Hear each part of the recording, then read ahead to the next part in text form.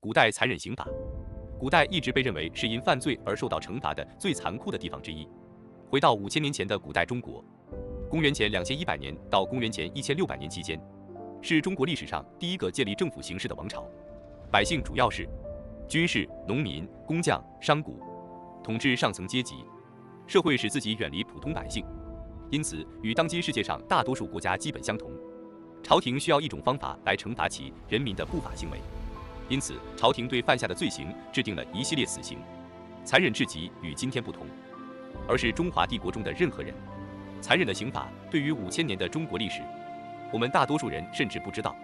我们国家的5000年历史，但对于中国来说，这段时期只涵盖了我们所说的古代中国。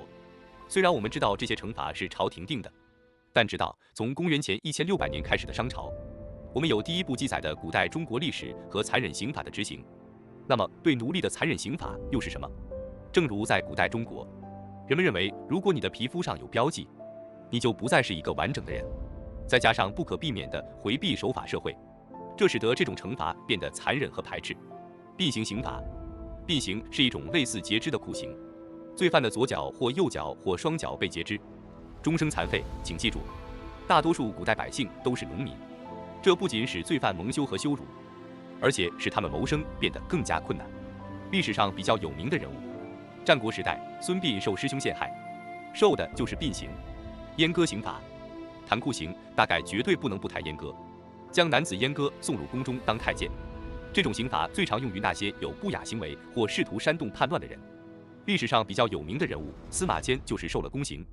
车裂刑法，车裂就是五马分尸，就是把受刑人的头跟四肢套上绳子，由5匹快马拉着向5个方向疾奔，把人撕成6块。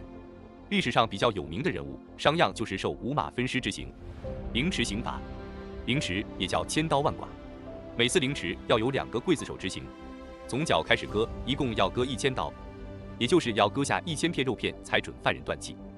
而据说犯人若未割满1000刀就断了气，刽子手也要受刑，这是明朝的规定。而受此刑最有名的人就是大太监刘瑾，听说一共割了3天才让他断气。历史上比较有名的人物袁崇焕也是凌迟处死的。梳妆刑法，这里的梳妆是一种极为残酷的刑法，是用铁刷子把人身上的肉一下一下的抓梳下来，直至肉尽骨露，最终咽气。剥皮刑法，剥皮是一种残忍的刑法，最早出现在3国时期。据史料记载，最开始是剥死人的皮，到后来逐渐发展成剥活人的皮。在明朝时期，剥皮成为处罚贪官最常用的手段。明太祖朱元璋甚至确定了剥皮规定，从哪里剥皮，剥完的皮要做什么，都写得十分清楚。而剥皮示众则更加残忍，不忍直视。腰斩刑法，腰斩是一种极其残忍的刑法，最早出现于商周时期，直到雍正年间才被废除。腰斩的恐怖之处在于，人的主要器官基本都在上半身，所以当囚犯被腰斩之后，并不会马上断气而死。有些犯人被腰斩之后，依旧能存活几分钟，这种痛苦简直生不如死。历史上比较有名的人物，如李斯、方孝孺等等，都是被腰斩而死。一手刑法，绞刑是一种古老的死刑方式，最早出现于公元前5世纪的中国。绞刑的方法和原理有很多种，包括吊起、短锯坠落、标锯坠落、长锯坠落、缢杀等等。在国外多半是使用绞刑台，绞刑台的构造是在受刑人脚站的地方有个活门，等绳子套好，活门一开，受刑人就2脚悬空。不过这样子处死的受刑人通常不是窒息而死，而是因为颈椎被拉断了，因此不会死得太痛苦。中国人的绞刑是用弓弦缢杀，就是把弓套在受刑人脖子上，弓弦朝前，行刑人在后面开始旋转那张弓，弓越转越紧，受刑人的气就越来越少，最后终于断气。插针刑法，插针酷刑是一种古代酷刑，常用于逼供。据说这种酷刑最早出现在唐朝，而且在明清时期被广泛使用。这种酷刑的方法是将针插入被拷打者的指甲缝中，使其痛苦不堪。这种酷刑的痛苦程度很高，因为指甲缝是人体最敏感的部位之一。这种酷刑在古代中国历史上并不罕见，而且在满清时期也被广泛使用。满清时期的10大酷刑之一就是插针酷刑。请君入瓮，请君入瓮这个成语是从酷刑来的。据说这个成语的来源是唐朝时期的一个故事。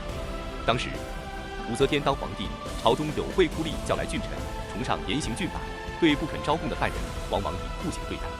其中一种酷刑就是把人塞进一个大瓮里，然后在瓮下面用柴火加热，直到受刑人招供或者死亡。